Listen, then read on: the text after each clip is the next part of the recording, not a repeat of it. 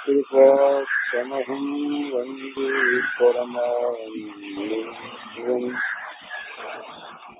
श्रीमन्मदनगोपालं वृन्दारण्यपुरन्दरं श्रीगोविन्दं प्रपद्ये हृदीनां वन्दे मुकुन्दमरविन्ददलायताक्षमी कुन्देन्दुशङ्खप्रसन्नं शिशुगोपवेशम् सुन्दरादिदेववनवन्दितपादपीठम् वृन्दावनालयमहं वसुदेवसूनुम्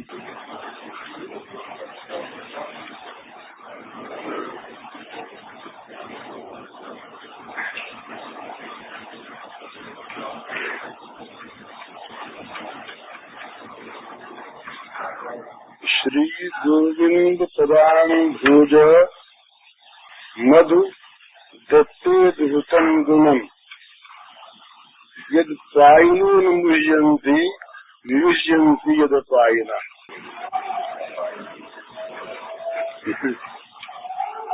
श्री गोविंद पदाम्भुज मधु दत्तेद्भुतं गुणम् यद पायिनो न मुह्यन्ति मुह्यन्ति यद पायिनः। कहते हैं कि श्री गोविंद के चरणारविंद का जो मधु है उसमें कुछ अद्भुत गुण है। मने मधु को पीकर, मधु का पान करके उसका नशा आता है और नशे में मनुष्य मोहित होता है। तो ये कुछ विचित्र ऐसा है, इस मधु को जो पीते हैं वो तो मोहित नहीं होते, जो नहीं पीते हैं वो मोहित होते हैं। यदि पायिनो न मुह्यन्ति मुह्यन्ति यदि अपायिनः। जो नहीं पी रहे वो तो होते हैं मोहित, मुग्ध, मोहित हो ही रहे हैं। और उस मोह से छूटने के लिए इस मधु का कोई पान करे। श्री गोविंद पदाम्भोज मधु का, श्री गोविंद चरण कमल मकरंद का जो पान करे उसका मोह मिट जाता है। तो लोग पूछते हैं कि भाई मोह मिटने की दवा क्या है? बस ये दवा है, श्री भगवान के चरण कमल मकरंद का पान करते रहो, मोह नहीं रहेगा। चरण कमल मकरंद का पान, उसके लिए अपने मन को भ्रमर बना दो। अपना मन नित्य भ्रमर बन जाए और उस रस में इतना आसक्त हो जाए कि मरना भी भूल जाए। चाहे वो कमल उस कमल की भांति मुझता न हो तो मुझता भी हो कहीं, तो समझिए कि अपने इसी में रहना है, इसी रस का पान करना है। गले ही हाथी आवे और नीच डाले कोई परवाह नहीं। अभी महाराज स्वामी जी महाराज जो गा रहे थे बड़ा अच्छा लगा मुझे। अंतिम मतलब देर से आया, वो बस थोड़ी सी रात रह गई है। अब समय जो है नहीं रहा ज्यादा। मैंने हम लोगों की तो बात क्या है, कलयुग में आजकल 60 वर्ष के ऊपर जो हो गए वो तो मुफ्त में जीते हैं।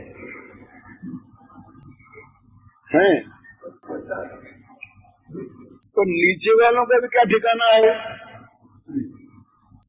न मालूम कब मौत आ जाए, तो बस वो रैन बीती ही है, अब समय नहीं है।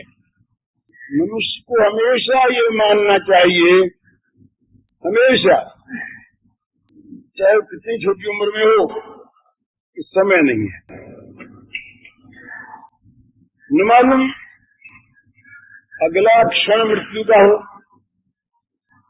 इसलिए और सब बातों में विलंब कर जाए और कोई काम न हो संसार का, तो हज नहीं है असल में। काम तो दूर रहेंगे ही, पूरा काम करके जगत का मरना ये सहज नहीं है। जगत के काम तो अधूरे रहेंगे ही, इन्हें तो अधूरे छोड़कर ही जाना पड़ेगा। इसलिए ये अगर अधूरे रह जाए कोई काम, तो नुकसान नहीं हुआ। पर यदि ये काम अधूरा रह गया जो मानव जीवन में हो सकता है और कहीं नहीं, तो बहुत बड़ा नुकसान। इस हानि की पूर्ति सहज में नहीं होती। क्यों नहीं होती? कि प्रथम तो मानव जन्म कब मिले ये पता नहीं, तो कहीं मानव जन्म मिल भी जाए और ऐसे स्थान में मिले जहाँ इस प्रकार का कोई प्रसंग ही न हो। वो देश है, एक टापू है, मैं देखा एक दिन पढ़ रहा था, छोटा सा टापू है, इस टापू में लोग रहते हैं मनुष्य, तो वहाँ मछलियां होती बड़ी बड़ी, उन्हीं को मार के खाते हैं, उन्हीं की छाल के कपड़े पहनते हैं, उन्हीं के आंखों घर बनाते हैं। अब उनके लिए मानवता क्या है उनको पता ही नहीं।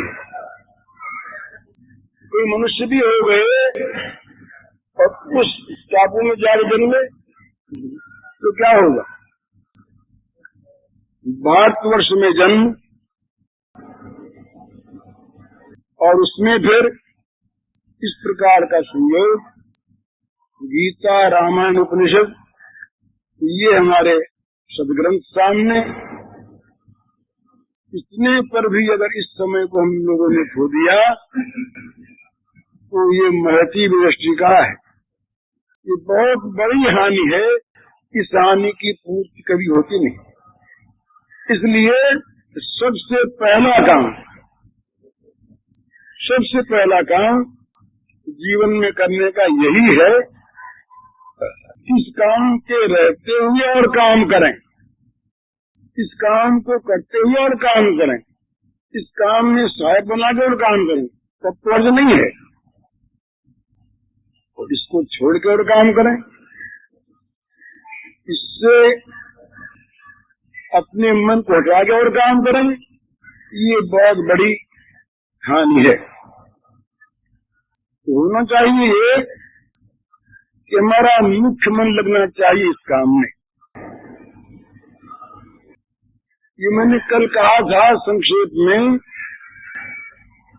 कि दो तरह के मन होते हैं। बोले भैया तो ऊपर के मन की बात थी, भीतर की बात ये नहीं। तो अब तक जो होता है ये भजन होता है ऊपर के मन से, तो जगत का चिंतन और काम होता है अंदर के मन से। उसमें तो मन का सच्चा भाव है, इसीलिए उसके होने न होने में सुख दुख होता है। आप बताइए, आप व्यापार करते हो और आपके व्यापार में घाटा हो जाए और दूसरी तरफ आप माला फेंकते हो और माला न फेरी जाए, तो माला न फिरने में आपको कितना पश्चाताप होगा और घाटे में कितना होगा। अपने मन से सोचिए, माला न फिरी न सही, कल फेर लेंगे, परसों फेर लेंगे, और न फिरी तो भी क्या आपत्ति के बाद न सही। अरे कौन सा घाटा होगा इसमें? हमारे घर से चला क्या गया? पर यदि हमने अपनी भूल से, गफलत से 100 रुपया खो दिया, या 100 रुपए की कमाई संभावना की नियम में आया हुआ नहीं था। हमारी संभावना की कमाई नहीं हुई और बड़ा घाटा हो गया, दुख होता है। तो जिसके न होने में, जिसके न होने की संभावना में दुख हो, जिसके होने पर होने की संभावना में सुख हो, उसमें तो हमारी है अंदर की बुद्धि, भीतर का मन, स्वाभाविक बात है। और जिसमें छूट जा न सही। ये हमारे स्वामी जी महाराज कहा करते हैं, बड़ी सुंदर बात, बड़ी बढ़िया बात, याद रखने की बात है। तो भाई नियम की माला फेर ली, संध्या कर ली, गायत्री की एक माला फेर ली, गीता जी के एक अध्याय का पाठ कर लिया, राम नाम के नियम की माला फेर ली, अब बोले आज का काम समाप्त हो गया, अब बाहर आगे बैठ जाओ। बाहर काम नहीं है, गप लड़ाते हैं, व्यर्थ की बात करते हैं, ताश खेलते हैं या सोते हैं। पर कोई कहे कि भाई माला क्यों नहीं फेरी, पर माला का काम आज तो हो गया, निष्कर्म था ना, पूरा हो गया। दुकान पर जाके बैठते हैं, एक ग्राहक आ गया, 20 रुपया कमा लिया, 100 कमा लिया, 500 कमा लिया, फिर दुकान बंद करते हैं क्या? कभी मन में ये भी आती है कि आज का काम तो हो गया, अब कल कमाएंगे। इसका अर्थ क्या हुआ? ये तो है आवश्यक, ये बहुत प्रिय, और ये ऐसा काम है कि जिससे मन कभी उकताता ही नहीं, ये मानता ही नहीं कि काम पूरा हो गया, और वहां तो पूरा करना है। इसी तरह से कह बच गए भाई घड़ी में, माला के मनी अभी तो बहुत बाकी है माला पूरी करनी है, जल्दी से पूरी हो जाए तो बाहर चले बैठे, अर्थात एक बंधन में थे, आफत थी कहीं चल जाए तो आराम से बैठे। कभी घड़ी देखते हैं, कभी आसन बदलते हैं, कभी माला की तरफ देखते हैं, कभी उदासी आती है, और जहाँ समाप्त हुआ कि पिंड छूटा और आराम से आगे बैठ गए। इससे सिद्ध होता है कि कौन से काम में हमारी रुचि है और कौन सा बेरुचि का काम है, कौन सा काम हमारे मन आवश्यक है और कौन सा काम हमारे मन अनावश्यक है, कौन सा काम बिना किए हमारा काम नहीं चलता और कौन सा काम बिना किए काम चल जाता। बोले भी आज दुकान जल्दी जाना है, बड़ा जरूरी काम है। बोले क्या करें, माला तो नहीं फेरी। बोले माला को कौन जरूरी पड़ी है, कल फेर लेना, न फिर सही एक दिन, क्या बिगड़ गया उसमें? अपनी मन कहता है और घर वाले भी कहते हैं कि बड़ा माया लेके बैठा है, दुकान में घर जो हो रहा है ये माला फेर रहा है। अपना मन भी कहता है कि क्या माला लिए बैठा है, दुकान चल, घर का काम कर, उसके बिना काम चलेगा कैसे? और राम नाम के बिना काम चलेगा कैसे, ये कोई नहीं कहता। इसी से भजन जो होता है ऊपर के मन से होता है, और भजन जो होता है वो संसार के बंधन को रखते हुए और बंधन को मजबूत बनाने के लिए करते हैं बहुत लोग। इसलिए भजन करते हैं भाई, भगवान का नाम लेते हैं, गीता पाठ करते हैं, नाम जपते, गंगा नहाते, सत्संग में जाते, तो भगवान तीन नहीं सुनेंगे हमारी। इतना काम किया कि हमारे लड़का और हो जाए, और जो है बड़ा स्वस्थ रहे, इतना धन हमारे और हो जाए, जो विपत्ति है टल जाए, ये क्या है? इसका अर्थ है कि हमारा बंधन और मजबूत हो जाए, 2-4 गांठें और लग जाएं, खुलता हो कहीं, खुलने वाला उसमें खुले। बिल्कुल यही ठीक है, इसी प्रार्थना को लेकर के भजन करते हैं। इसी का अर्थ जो मैंने रात कहा था, रस्सी बिना खोले नाव चलाते हैं। नाव का डांड खेया रात भर हाथ भी दुखने लगे, पर रस्सी खोली नहीं, तो रहे जहां के तहां, नाव हटी नहीं एक इंच आगे। तो यही मतलब है कि संसार के बंधन को लिए हुए, उसको पकड़े हुए, और ये प्रार्थना करते हुए कि ये न छूटे महाराज, ये बना रहे हमारा, और आप मिलो तो बड़ी अच्छी बात है, मिल जाओ, भजन आपका करते हैं, नहीं तो आप हमारा ये काम तो कर दिया करो। बचते हैं भगवान को इसलिए कि हमारा ये काम जो है ये आपके जिम्मे है, भजन करते हैं हम आपका, इतना काम नहीं करेंगे आप। मेरे पास ऐसे बहुत से पत्र आते हैं, तुमने इतना भजा भगवान को, इतना किया, और भगवान इतना काम भी नहीं किया। जो हुए आप कोई के घर में किसी की मृत्यु हो गई, या धन चला गया, या नहीं आया, या परीक्षा में पास नहीं हुए, तो इतना काम भगवान ने किया। भगवान तो काम करने वाले बिना पैसे टके के नौकर, फुर्सत के समय निकम्मे, हम जिस समय उस समय 2-4 भगवान का नाम ले लें और 20 काम उनको बता दें, सो भी ऐसा नाम नहीं लेते उनका, उस काम में हट करके लेते हैं।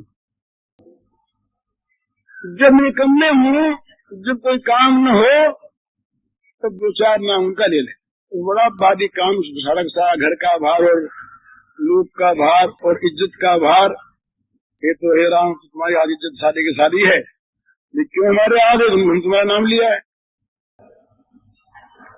ये जो भगवान की सेवा है, जो भगवान का भजन है, ये भगवान का भजन नहीं, ये भजन है भोगों का, ये भजन है विषयों का।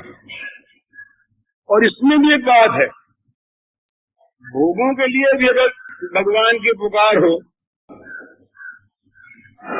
वो भी अच्छी है, उसमें होनी चाहिए न निष्ठा, वो तो है ही नहीं।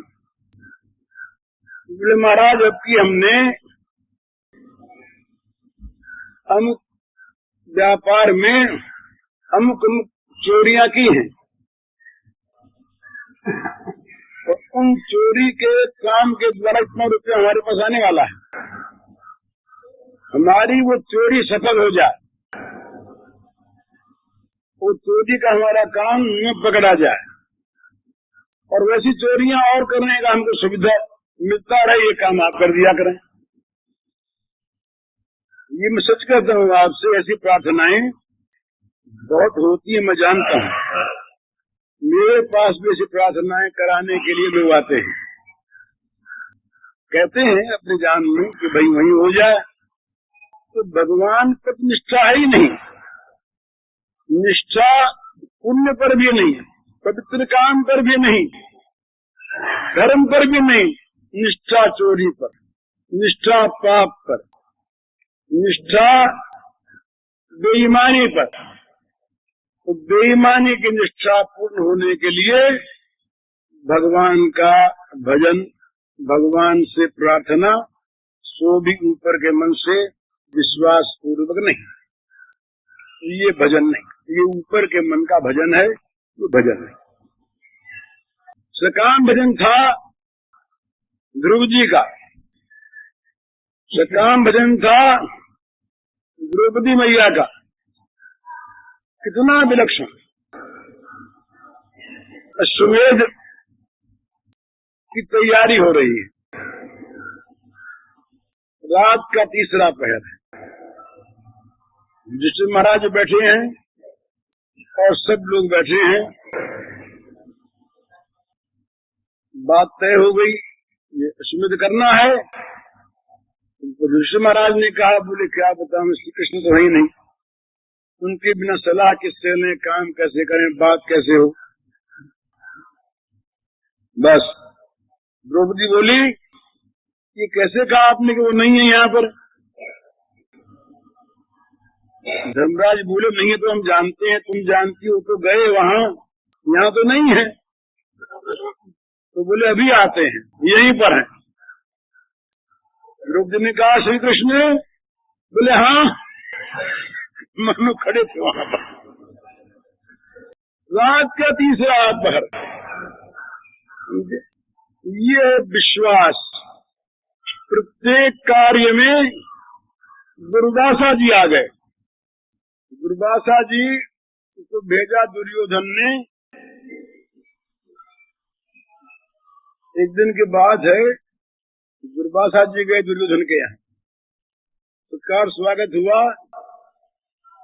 दुर्योधन ने समझा मन में कि है बड़े क्रोधी आदमी और बड़े सीधे हैं, सरल हैं, भोले बहुत हैं, तो जो मुंह से कह दें वो करना पड़ता ब्रह्मा को भी, ये इनकी ताकत है।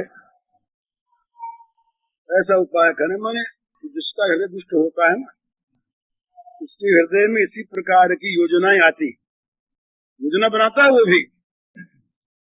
अब योजना बनाता है वो अनिष्ट की, अपनी भी और जगत की भी। इसके द्वारा योजना नहीं होती। तो सोचा कि ये आ ही गए हैं, और ऐसा कोई उपाय करें इनके द्वारा अभिशप्त होकर शाप लगकर और पांडव मारे जाए तो न अपने को लड़ना पड़े, तब अपना निष्कंटक राज्य हो जाए। ये आ गए हैं, काम बन गया। भोजन जब हो गया, बैठे महाराज जी हाथ पैर दावे, दुर्योधन ने प्रसन्न हो गए। तो बोले महाराज जी एक मेरी प्रार्थना थी। बोले क्या? बोले हमारे भाई जी हैं, वो रहते हैं वहाँ वन में, 5 भाई हैं, तो बड़े धर्मात्मा है महाराज, इतने बड़े धार्मिक हैं कि वह जगत में कोई है नहीं। एक बार उनकी कुटिया भी आप जाके पवित्र करो। बोले हाँ भैया जाएंगे। एक बात प्रार्थना और है, सवेरे जाएंगे कहीं तो उनके अग्निहोत्र में, उन कामों में, उनको और चीजों में बाधा पड़ेगी। आप शाम को जाइएगा। शाम को जाएंगे। सरल हृदय के साधु कह दिए जाएंगे तो काम पूरा करना चाहिए, तो जल्दी वो अपना गए। अब उनके साथ था चलता फिरता विश्वविद्यालय।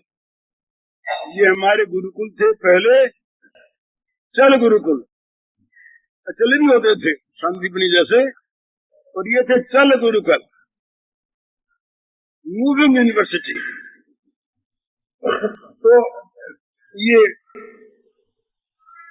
इनके साथ के 10,000 विद्यार्थी, एक दो नहीं, 10,000 विद्यार्थियों के थे कुलपति। वो 7 विद्यार्थियों की सेना के सेना चली।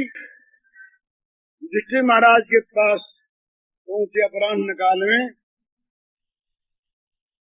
महाराज आइए, स्वागत, अर्घ दिया, आचमन कराया, पैर धोए।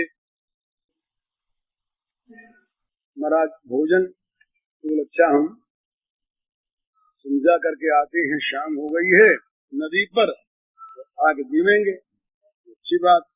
वो तो गए। इन्होंने पीछे से द्रौपदी को बुलाया। तो द्रौपदी क्या बात है? बोले महाराज मैं तो खा चुकी। सूर्य भगवान का वरदान था ये, उन्होंने पात्र दिया, जब तक द्रौपदी नहीं खाएगी तब तक उसमें से भले 1,00,000 आदमी आके खा ले, ये रहेगा अटूट। द्रौपदी खा लेगी तो उस दिन और नहीं मिलेगा। द्रौपदी क्या करती, सबको भोजन कराने के बाद अतिथियों को, अभ्यागतों को तो बाट देखा करती। अपराह्न काल में खड़ी होकर के पुकारती बाहर, कोई भूखा हो, किसी को न चाहिए वो आ जा। जब दूर दूर के लोग आ जाते तो रोज वहाँ भंडारा होता, एक दिन नहीं। दूर दूर के लोग आते तो वहाँ तो मिलेगा ही, और मिलता ही। तो द्रौपदी खा चुकी थी, तो महाराज मैं तो भोजन कर चुकी, अब तो सामान तो वहाँ ही नहीं, तो भंडार तो राज्य का है ही नहीं। धर्मराज ने कहा क्या होगा, अब क्या होगा? द्रौपदी बोली अब क्या होगा, करते क्यों आप, मेरे श्री कृष्ण कहाँ गए हैं?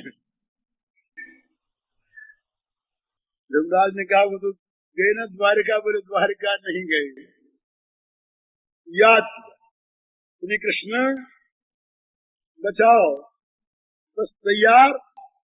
मानो खड़े थे वहीं पर और आके बोले कि कृष्णा मुझे बड़ी भूख लगी है भाई, बड़ी भूख लगी है, कुछ खाने माने को तो दो। द्रौपदी बोली भगवान खाने को तो नहीं है, इसीलिए आपका स्मरण किया है। अब ये खाने को लेकर के ही तो बड़ा संकट आ गया। भगवान बोले कि देखो भाई, हंसी मजाक करने का अवसर हुआ करता है। खा पी करके मौज से आदमी बैठे तो मजाक भी करे, विनोद भी करे। मैं तो भूखा खड़ा तो तुम मुझसे जिंदगी करती है। तो महाराज जिंदगी करती सचमुच खाने को नहीं है तो ला तेरी बटलोई तो ला, यहाँ पर नहीं है खाने को। द्रौपदी बटलोई ले आई। भगवान ने देखा एक पत्ता जरा सा लगा हुआ, साग का, तुलसी का, किसी चीज। भगवान ने उठाया तो तू कहती है कि नहीं है, ये तो सारे विश्व को तृप्त करने के लिए पर्याप्त है, क्योंकि इससे तृप्त होंगे विश्वात्मा है। सारे विश्व की आत्मा तृप्त हो जाए। विश्वात्मा अहमात्मा गुडाकेश सर्वभूताशय स्थित, सारे भूतों के अंदर स्थित होकर के ये कौन भोजन करता है? रोज जो हम खाते हैं कौन खाता है? तो जो सबके अंदर रह के खाने वाला है वो अगर संकल्प कर ले कि मैं खाऊं और सबका पेट भर जाए, उसका भरा सबका भर गया। तो भगवान ने पत्ता खाया और खा के कह दिया कि सारा विश्व तृप्त हो जाए। बस वो सूर्योपस्थान कर रहे थे, आने लगी ढकार पे ढकार। 10,000 विद्यार्थियों सहित दुर्वासा मुनि नदी में सूर्योपस्थान कर रहे थे। पेट फूल गए, ढकार आने लगी। एक दूसरे देख आपस में देख रहे हैं, सबको ढकार आई, सबके पेट फूल गए। दुर्वासा ने कहा भागो यहाँ से, अब हमें अम्बरीश वाली याद आ रही। डर लग रहा है, ये पांडव भी भक्त हैं भला, और दुर्योधन वो अम्बरीश भक्त था। तो बड़ी मुश्किल से उस अम्बरीश की दया से मेरे प्राण बचे, चक्र तो मार डालता, बताया अम्बरीश ने। तो यहाँ भी भक्त हैं और शायद की रक्षा में भी वो चक्र होगा, बड़ी मुश्किल होगी। चलो दूसरे रास्ते से। उधर भगवान ने कहा भीम से और सहदेव से बोल जाओ, बुला के लिया। वो जब तक नदी पर पहुंचे तब तक तो ये गायब हो चुके थे। वीरों ने बताया कि महाराज वो दूसरे रास्ते भाग गए, वो सब भागे, आज हमने देखा सब भाग रहे थे। तो ये है सकाम भक्ति में भी भगवान पर एकांत विश्वास। सकाम भक्ति भी हो तो निष्ठा यदि अनन्य हो तो वो निष्ठा सकामता को नष्ट कर देती है और प्रेम दे देती है। इसीलिए भगवान ने 7वें अध्याय में घोषणा की। पहले कहा सुकृति, फिर कहा उदार, फिर कहा भक्त, और अंत में ये प्रतिज्ञा करके घोषणा कर दी मद भक्ता यांत मार्ग, मेरे भक्त मुझको ही प्राप्त होंगे, चाहे वो सकाम भाव से भजते हों, परंतु शर्त एक ही है कि सकाम भाव भी उनका होना चाहिए अनन्य अव्यभिचारी। जैसे पतिव्रता स्त्री यद्यपि पति का सुख चाहने वाली की अपेक्षा वो नीची है, जो गहने कपड़े चाहती, पर अगर वो चाहती केवल पति से ही है, जानती केवल पति को ही है, मांगती केवल पति से ही है, तो वो व्यभिचारिणी नहीं है, वो है सती ही। पर चूंकि उसे अपने अंग को सुशोभित देखकर सुख की आशा है, इतने अंश में वो नीची है। इसी प्रकार से उस ज्ञानी भक्त की अपेक्षा ये अर्थार्थी आर्थ इत्यादि जो भक्त हैं ये उससे नीचे हैं, पर अभक्त नहीं है, दोषी नहीं है, पापी नहीं है। इनका सकाम भाव जो है वो भगवान में लगा है अनन्यता से। ये विशेषता है। व्यभिचारिणी स्त्री की अपेक्षा व्यभिचारिणी स्त्री भी पर पुरुष से गहना लेती है, कपड़ा लेती है, आभूषण लेती है, तो पतिव्रता भी लेती है। पर पतिव्रता का जो भाव है वो केवल अपने पति के प्रति अनन्य भाव है, पतिव्रता ही है। यद्यपि बिल्कुल न मांगने वाले की अपेक्षा, बिल्कुल न चाहने वाले की अपेक्षा उसका दर्जा कुछ नहीं चाहे। यही बात गीता में भक्तों के लिए कही। तो मेरा कहने का ये तात्पर्य है, अगर सकाम भाव भी हो, यद्यपि वो नीची चीज है, उसमें गुंजाइश है गिरने की थोड़ी सी। कैसी गुंजाइश है? अगर किसी स्त्री के मन में मान लीजिए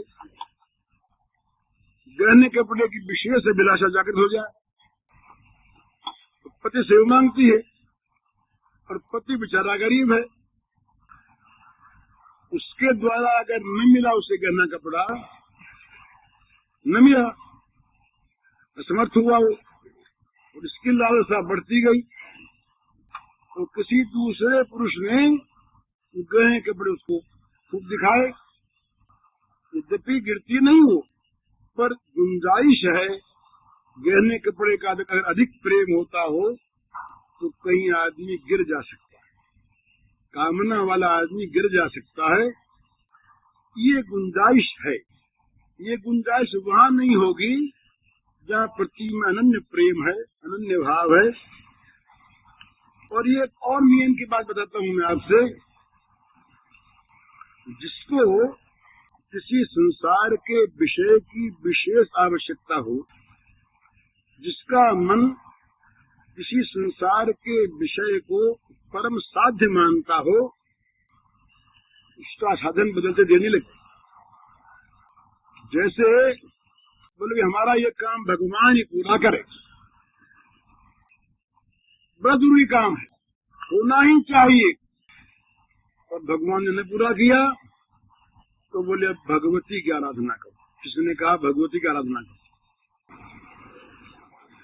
तो उसे तो मतलब काम से है, उससे भगवान तो थे उपाय, एक उपाय से काम ही चला, तो भगवती की भगवती से नहीं उपाय चला, तो बोले जरा हम प्रेत की उपासना करनी है, प्रेत उपासना से काम हो जाएगा। प्रेत की सही काम पूरा करना है। किसने कहा ये सब क्यों झगड़े में पड़े हो, व्यापार करो, ये सब कौन देने आता, कौन भगवान कौन भगवती, इसमें देखो उसने कमाया उसने कमा, बोले तो ये उसमें नहीं हुआ। देखो भैया आजकल इससे नहीं होता है, आजकल तो काम होता है सब चतुराई से, यानी चोरी से। चतुराई का चोरी। तो अमुक जगह जेठी पर माल पड़ा है और हमने बाबू से बात कर ली है, आज कमा लो, कल पर बात नहीं, वहां से गांठ ले आओ उठा करके, अपनी ट्रक भेज दो, आधा उनको दे दो, आधा अपना रहा, जो हमारा हिस्सा तुम्हारे अंदर रहा। आज का जा जाएगा, आज का आज, कल पर बात नहीं। ये सही, अपने को तो कमाना है ना, चाहे वो चोरी से आवे, चाहे वो व्यापार से आवे, चाहे देवता से आवे, चाहे भगवती से आवे, चाहे भगवान से आवे। तो जहाँ पर विषय कामना सुदृढ़ होती है, प्रबल होती है, वहाँ भगवान के स्थान पर पाप पाते नहीं देर लगती। तो सकाम भाव में ये बड़ी भारी गिरने की गुंजाइश है, इसलिए सकाम भाव से कहा है कि डरो, सकाम भाव को निकालो। परंतु यदि कोई भक्त ध्रुव सरीखा, द्रौपदी सरीखी, गजराज सा आर्त हो जाए, दुखी हो जाए, किसी प्रकार की अर्थ की आकांक्षा किसी कारण से उत्पन्न हो जाए, वो एकांत निष्ठा के साथ अनन्य भाव से भगवान को ही परम उपाय मानकर भगवान के शरणापन्न हो जाए, तो भगवान दोनों काम करते हैं। उसकी मनोकामना भी पूर्ण करते हैं और फिर कामना का नाश करके उसे अपना भक्त भी बना लेते हैं। ये भगवान के भजन विशेषता है।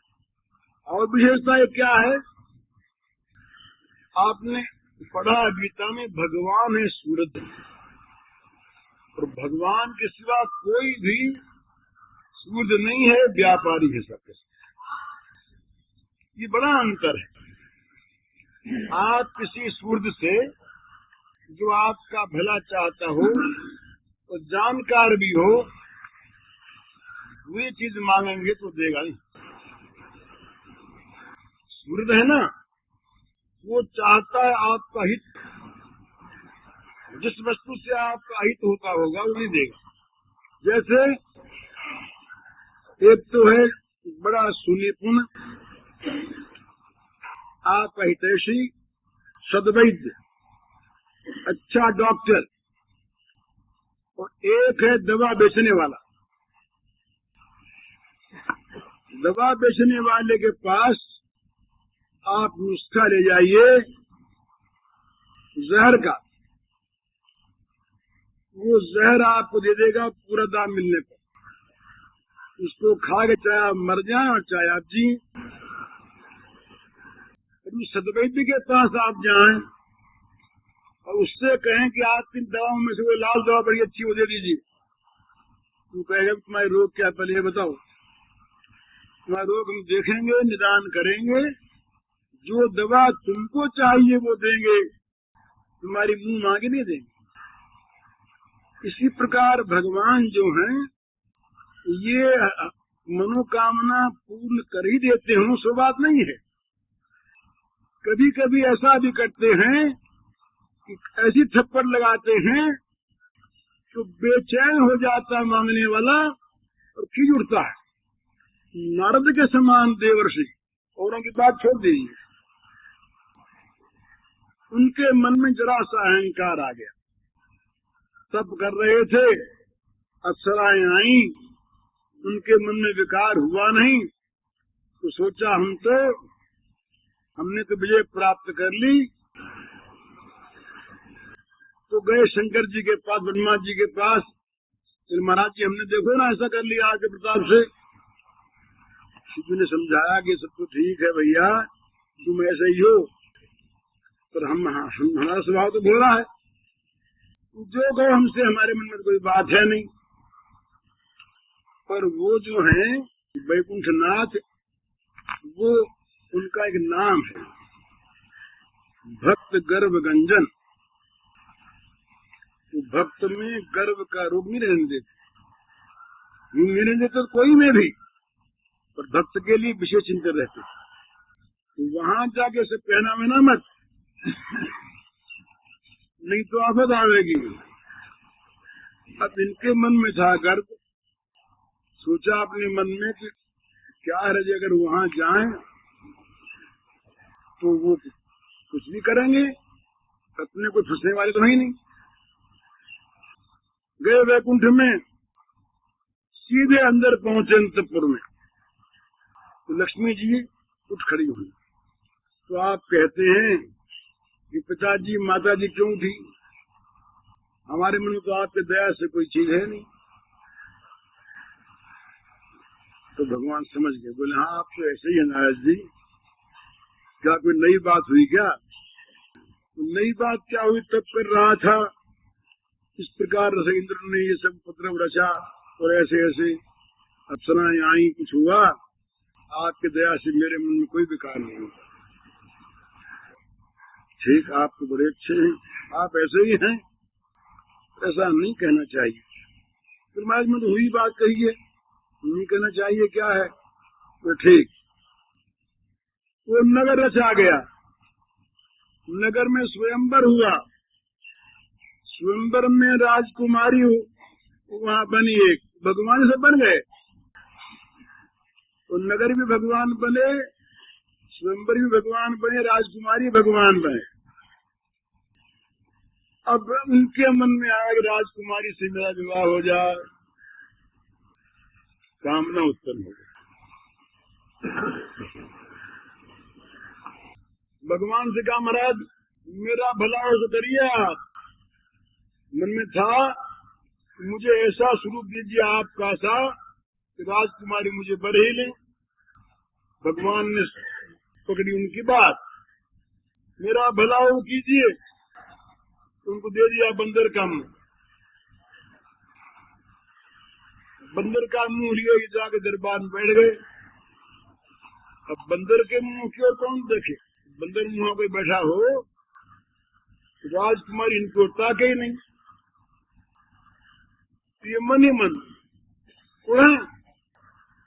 तो शिव जी के दो गण बैठे थे पास, उनको हंसी आ गई, इनको गुस्सा आ गया, तुम हमारा मजाक करते हो, उनको शाप दे दिया।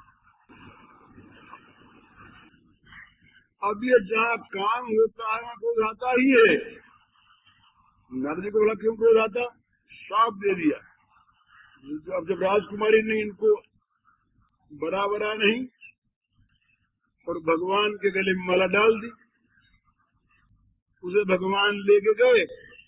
गणों ने कहा कि अरे हमको तो शाप दे दिया, पर भले आदमी जाके अपना मुंह तो देखो। मुंह देखा बंदर का, बड़ा गुस्सा आया भगवान का। कामात् क्रोधो विजायते,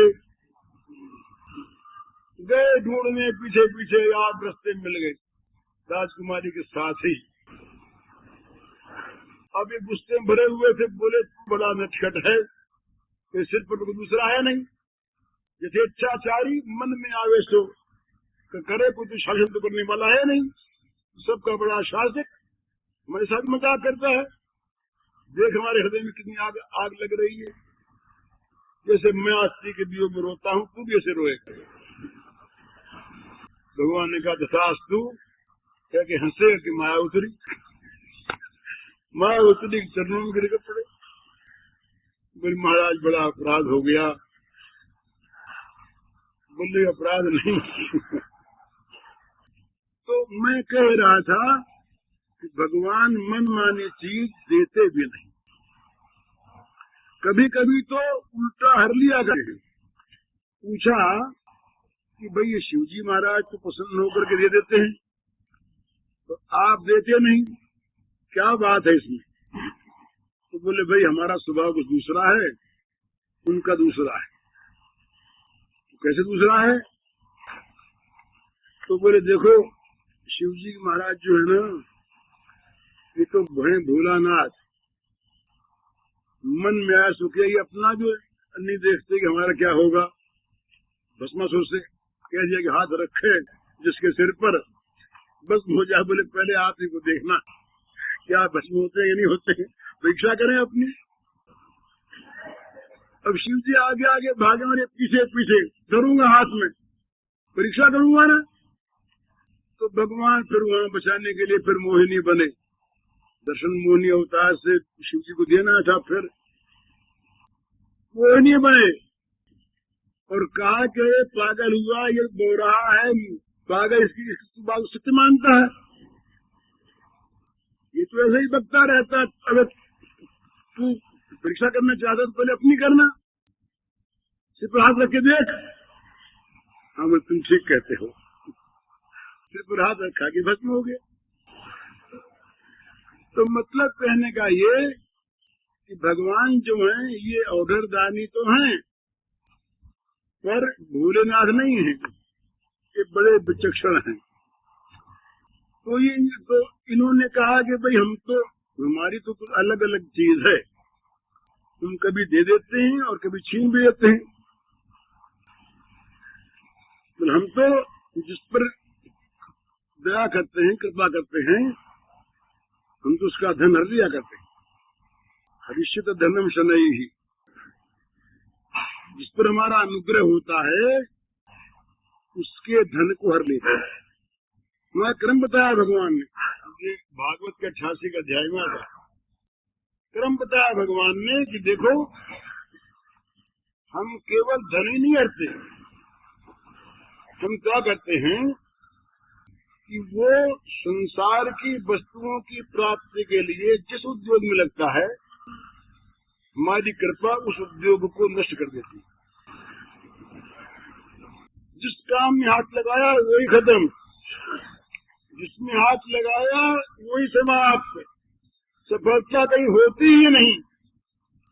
सब घर वाले कहते हैं कि मंदभागी घर में कहाँ से जन्म गया। बाप कहता ऐसा बेटा न होता तो घर तो बर्बाद नहीं होता। भाई कहते हैं कि चांडाल निकल जाए घर से तो बड़ा अच्छा। जब बाप माँ भाई बहन स्त्री सब उसको अपमानित करते हैं, घर से निकल जाता है।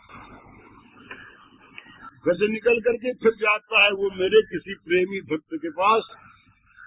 वहाँ तो सबको आश्रय मिलता है, उसे आश्रय मिलता है। वहाँ वो मेरा प्रेम सीखता है तो मुझे प्राप्त करता है। ये क्रम बताया, पर ये क्रम सबके लिए नहीं है। डरने की बात नहीं, ये हो तो भी डरने की बात नहीं है। अगर भगवान ये क्रम हमारे साथ करें तो बड़े मंगल की चीज है। क्यों न करें, हम क्यों न इसको अपना डरें क्यों? पर ये भी सबके लिए नहीं है। सुदामा को भगवान ने रूप संपत्ति दे दी।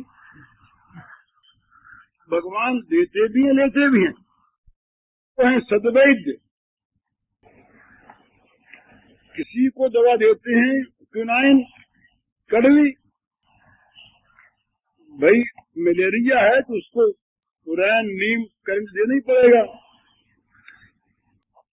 पर यदि कोई रोग वैसा है कि मीठी दवा से काम चलता है और मीठी भी देते हैं। उनको तो हित करना है ना रोगी का, उनको मतलब अपने दामों से तो है नहीं, चीज भी बदले में दाम ले लिए। उनका तो स्वभाव है जनहित। तो जहाँ जनहित स्वभाव है वहाँ जिसमें हित होगा वो ये भगवान करेंगे। तो भगवान सद्वैद्य हैं, दवा विक्रेता नहीं। इसलिए भगवान हमेशा मन चाहे चीज देते ही हूँ, सो बात नहीं है, नहीं भी देते, विपरीत भी देते हैं। ऐसी देते हैं कि आदमी नारद की भांति जल उठता है उन्हीं पर। कभी कभी आदमी जल उठता है, इसकी परवाह नहीं करते। फिर नारद जी आए, नारद जी ने पूछा महाराज उस समय आपने क्या लीला की, मुझसे शाप ले लिया और आपने तो वही तुमने कहा था ना कि मेरा हित करो। मैं तुम्हारा हित करना था, इसलिए हमने वो काम किया और कोई बात नहीं। तो भगवान की भक्ति अगर सकाम भी हो और अनन्य निष्ठा पूर्वक हो, उसमें हानि नहीं होती। या तो भगवान उस कामना को वासना को हर लेते हैं सर्वथा, और या भगवान उस कामना की पूर्ति करके उसे अपना लेते हैं। दोनों में से एक बात भगवान अवश्य करते हैं जो देवता और अन्यान्य कोई भी नहीं कर सकता। दूसरी बात उस दिन मैंने कही थी, जितने देवता हैं वो सीमित दानी है, उतना ही दे सकते हैं जितना उनके अधिकार में है। पर भगवान तो अमित दानी है, वो अपने आप को दे डालते हैं, अधिक क्या, पर अपने आप को दे करके भी अपने को ऋणी मानते हैं। ये उनके स्वभाव की विशेषता है। अपने आप को दे दिया सर्वथा, और दे करके भी मानते हैं कि अभी ऋण चुका नहीं इसका पूरा, अभी जो कुछ भी मुझसे करावे मैं करूं क्या, मुझे अपने आप को मैं दे दिया। तो अपने आप को देने पर भी कर्जदा नहीं हुआ। अपने आप को दे करके भी अपने को ऋणी मानने वाला अगर उस जगत में है तो वो श्री भगवान है, दूसरा कोई नहीं। इतना देने वाले अमित दान भरता, ये भक्ता भोक्ता महेश्वर, असली भक्ता यही है। जितने और भरता है वो तो भरता ही भरता है, भरतू होता है ना, कुछ नहीं। और ये असली भरता है, भरतार। भरण पोषण करने का ठेका हमेशा के लिए हुए। माँ के पेट में कौन भरता आता है बताइए? माँ के पेट में कौन भरता आता है? सुशान में, वन में, जंगल में मरे हुए का भी पोषण भगवान करते हैं, जिंदे का करते हैं। जीव के साथ रहते हैं प्रतिक्षण, प्रत्येक अवस्था में रहने वाला कोई दूसरा है ही नहीं। मरे तो साथ जान, नरक में जाए तो साथ जान। नरक का कीड़ा तो किसी को बनना हो पाप बस, वो बड़े ही बने, पर इनको साथ रहना पड़ता है, छोड़ नहीं सकते, शुरू भी ठहरे अपने। इसलिए ऐसा कोई भक्ता भोक्ता महेश्वर को दूसरा है नहीं, कोई नहीं। इन भगवान का भजन जो है वो जब अंदर के मन से होता है, भीतर के मन से, तो कुछ मजा विशेष आता है। ऊपर के मन से होता है तो भजन होता नहीं। भीतर के मन का जो भजन है वो सकाम भी होता है कहीं कहीं पर जहाँ अनन्य निष्ठा होती, जैसे पतिव्रता स्त्री की गहने कपड़ों के लिए इच्छा रहते हुए भी पति में अनन्य निष्ठा होती, इसी प्रकार से। तो ये समझने की बात है। बोले एक आदमी आया, उससे बातचीत करी, बोले बात हमने ऊपर के मन से कही है, भीतर हमारा मन इससे कुछ नहीं चाहिए, पर आ गया सभ्यता की चीज थी, हमने बात करी। अंदर में न सहानुभूति है, न भाव है, न मैत्री है, न सभ्यता है, केवल बाहर का दिखावा है। ये ऊपर के मन की बात बोलेगा बड़ा मीठा, भगवान अंतर्यामी है, समझ जाएंगे सबकी ऊपर के मन की बात। और भीतर के मन की बात में ऊपर के मन का चाहे विरोध दिखे, कभी कभी ऐसा भी होता है, ऊपर के मन का विरोध दिखता है और अंदर से दोनों एक होते हैं। जैसे कैकेयी माता, कैकेयी माता के समान विरोध दिखने वाला जगत में कौन होगा? आज तक कैकेयी माता को सारा जगत, सारे इतिहासकार और बड़े बड़े लेखक रामचरित्र के, किसी ने दुष्टा कहा, किसी ने पापिनी कहा, किसी ने राक्षसी कहा, कुछ कहा, सब कैकेयी माता ने सहा। कैकेयी माता बदले में किसी को उसने शाप नहीं दिया, आज तक दिया तो बताओ? किसी ग्रंथ में भी आया हो कि कैकेयी माता ने किसी को शाप दिया है गाली सुनकर? नहीं दिया। क्यों नहीं दिया? वो तो गाली सुनने के लिए तो उसने वो काम किया था, वो तो राम काज था ना। राम काज करना इस स्वांग में, इस प्रकार का बन कर कि लोग विरोधी कहें पर राम विरोधी न माने। राम ने कहा कि कैकेयी को जो पापी मानता है नरकों में जाएगा, असली बात राम ने कह दी। राम से एकांत में की बात कैकेयी की होती है, राम कहते कि मैया तेरे मन में कोई क्षोभ तो नहीं हुआ ना, सारा काम तो मैंने करवाया था। कैकेयी बोली क्षोभ तो नहीं हुआ, पर बड़ा कठिन है, ऐसा काम किसी को आएंगे सौंपना नहीं। बड़ा कठिन, कितना खड़ा था। बेटा तक कह दे कि तेरे जीभ में कीड़े क्यों नहीं पड़ गए, बेटा तक कह दे। पति कह दे कि तू पिशाचिनी है, तू मुझे मारने के लिए पैदा हुई। पति पुत्र दोनों के द्वारा अभिषक्त हो। गुरु कह दे, गांव के लोग कहें, जगत के लोग कहें, नैहर वाले कहें, घर वाले कहें, सारे जगत में जो गाली सहने के लिए अपने को प्रस्तुत कर रहे, पर राम का काम कर कोई था नहीं उस समय। राम का मिशन पूरा कौन करता? राम जो दैत्यों को, राक्षसों को मारने के लिए आए, अगर बन जाते नहीं, सीता हन होती नहीं, तो राम का ये जो अवतार कार्य था ये संपन्न कैसे होता? तो राम के अवतार कार्य की संपन्नता के लिए कैकेयी माता का ये नाट्य था। पर कितना भयानक,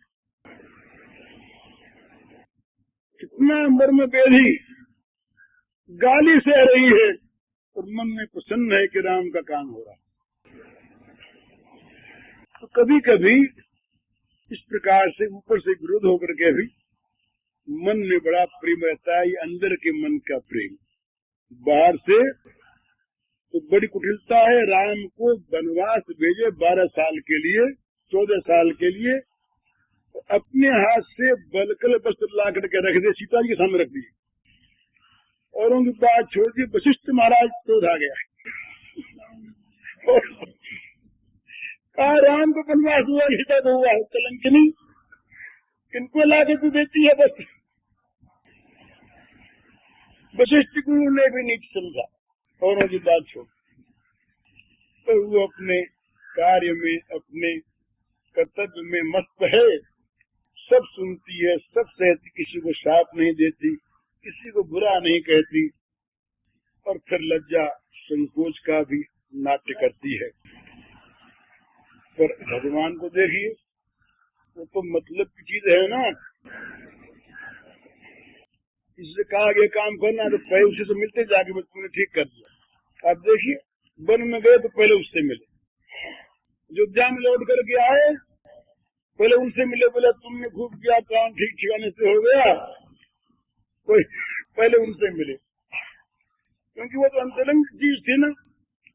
कौशल्या मैया ने वो काम नहीं किया, सहायता जी कौशल्या मैया ने भी, नहीं तो बैठ जाती वहां आड़ करके कि मैं माँ हूँ, नहीं मान देती बात की बात। तो कौशल्या मैया ने नीति रखी, सुंदर सदाचार की बात कही कि बेटा अगर पिताजी ने ये बात कही हो तो फिर मेरी बात ऊंची मान करके मत जाओ तुम, और अगर कैकेयी अम्बा ने कह दी हो तो तुम जाओ।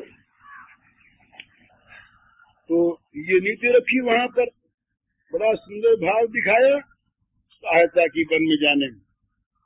वो सबने सहायता, सीता जी अड़ जाती कहीं नहीं जाने दूंगी तो बड़ी आफत होती, और लक्ष्मण कहीं धनुष लेके बैठ जाते, मरूंगा और मारूंगा नहीं जाने दूंगा।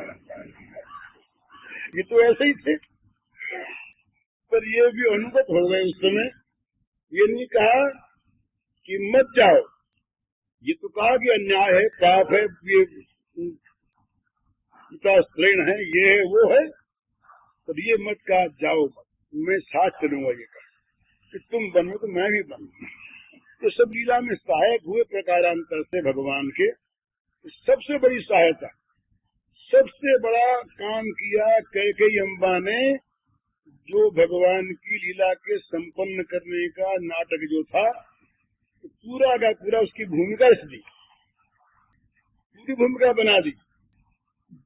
वन में जाए ऋषि में तो कहाँ ऋषि आदि तो है राजा, कहीं जाते वन में कभी सैर करने के लिए ऋषियों को पूछते, कुछ और पकड़ के लाते हैं। वन में गए, तपस्वी देश में गए, तपस्वियों में रहे, तो तपस्वियों के सुख दुख जाने, इन्होंने झोपड़ी में रहे। राक्षस कैसे आते हैं, क्या करते, सब अनुभव किया, स्वयं प्रण किया, और फिर सीता का हरण हो गया। तो इसलिए कभी कभी ये जो प्रेमी भक्त होते हैं, अंदर के मन वाले, ये अंदर के मन का इशारा पाकर विरोधी कार्य भी किया करते हैं। लेकिन ये सबका अधिकार नहीं है। विरोधी कार्य करने वाला को ये मान ले आज भी कि भगवान प्रेरणा करते विरोधी काम कर रहा हूं मैं, तो ये ठीक नहीं। कैकेयी अम्बा ही थी, वैसा किसी के भाग्य में कहीं होता है, हर एक का नहीं होता। मेरा कहने का मतलब ये सारा कह सुन करके कि भीतर के मन से भगवान को भजना जो है, ये वास्तविक भजन है, नहीं तो भजन नहीं। संसार को भजते हुए अगर हम भगवान को भजना चाहते हैं, इसका अर्थ है रस्सा बांधे हुए नाव चलाना चाहते हैं। मेरे भजन संसार का है। भजन का अर्थ क्या है?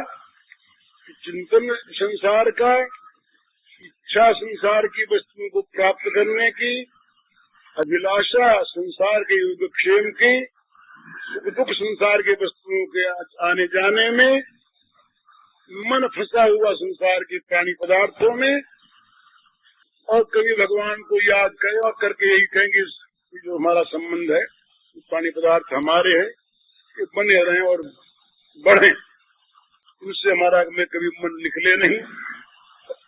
ये प्रार्थना करें, चाहे शब्द ये न हो, भाव से करें तो रास्ता बंधा हुआ है। फिर उसका उपाय का रास्ता खोलने का, फिर उपाय कहा कि भाई यही उपाय है कि भगवान का नाम लेते रहो, जपते रहो। कभी कभी ऐसा होता है, कोई दयालु होता है, हम तो ज्ञान में रास्ता बांधे बैठे हैं और डांड खे रहे हैं, रोते हैं कि नाव चलती नहीं, क्या हो गया, क्या रोती हो, और देखते नहीं। किसी ने देख लिया रास्ते को, उसने आगे रास्ता खोल दिया, तो नाव चल जाएगी। इस तरह से दो चीज हमारे पास है जो रास्ता खोलने वाली है, हमारे बिना कहे और बिना प्रयास के। वो दो चीज है, एक राम नाम और एक संग, रास्ता खोल दो।